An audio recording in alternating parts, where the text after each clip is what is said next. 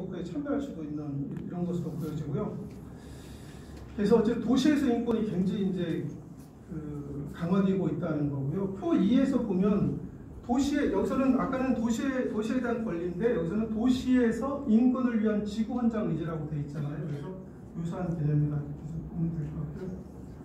여기 보면 전문 앞부분 지방 정부의 임무는 이런 식으로 시작되잖아요. 그리고 총칙에 보면 목표가 있고 가치와 원칙에서 뭐 최고 가치로서의 뭐 존엄성, 자유평등, 뭐 민주주의와 시민 참여 이런 부분들, 도시에 대한 권리 이렇게 들어가 있고 이런 식으로 좀 구성이 돼서 이런 헌장들이 좀 많이 만들어지고 있다는 부분이고요. 그래서 제가 어느 정도 시간을 할 수 있나요? 좀 빨리빨리 해야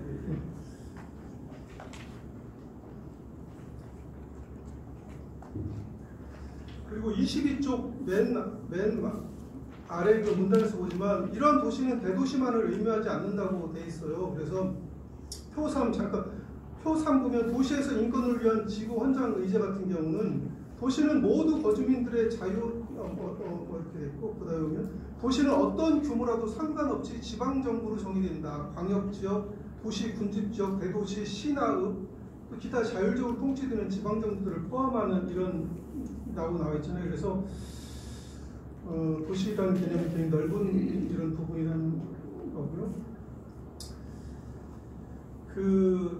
그다음에 23쪽에 국내 인권도시 모색 과정과 과제는 조금 좀 생략을 좀 하고요.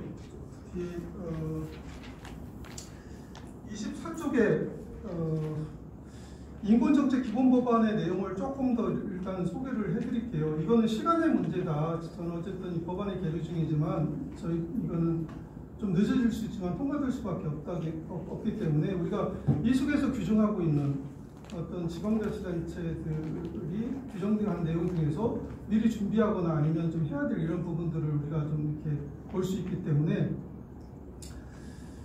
이 25쪽 세 번째 문단 그리고로 시작되는 데 보면 법안의 주요 내용으로는 이렇게 돼 있죠. 거기 보면 국가 인권정책 기본계획의 수립, 그리고 인권정책 추진 실정 및 추진 성과와 점검 평가, 그리고 국가인권정책위원회의 설치, 그 다음에 지방자치단체 인권기구의 설치, 그리고 지방인권정책 책임관, 이것도 지방자치단체입니다.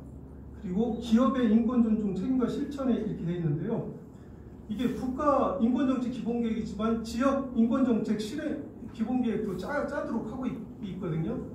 이 광역시도는 의무적으로 인권정책 기본계획을 짜야 되고 기초자치단체 같은 경우도 할 수 있다, 짤 수 있다고 돼 있는데 앞으로는 이런 뭐 이렇게 중앙 각 부처도 인권정책 기본계획을 각자 짜야 돼요.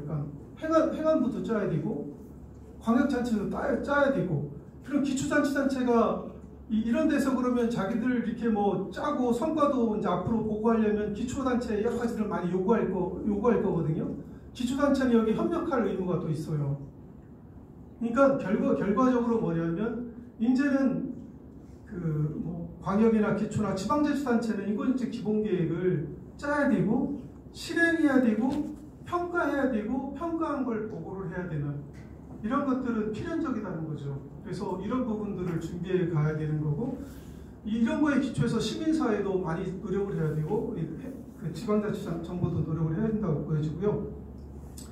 그리고 지방자치단체 인권기구 설치인데 지금은 뭐 여기 있는 분들이 잘 아시겠지만 이런 지방정부가 정원과 TO가 없어요. 행안부가 엉켜주고 있어서 안 주고 있기 때문에 그래서 다른 부서의 어떤 뭐는 인원을 가지고 이렇게 만드는 이런 형태, 약간 이런 거거든요. 이런 어려움이 있는데 이제 지방자치단체 인권기구 설치를 제한하기 때문에 정원과 조직과 TO가 나올 수 있고 또 인권기구의 설치 내용의 핵심적인 것은 뭐냐면 인권침해 구제를 주로 많이 얘기를 해요. 그래서 지방자치단체에서 인권침해 구제를 해야 되고요. 이걸 국가인권위원회가 있으니까 말해야지 이렇게 내밀 수 있는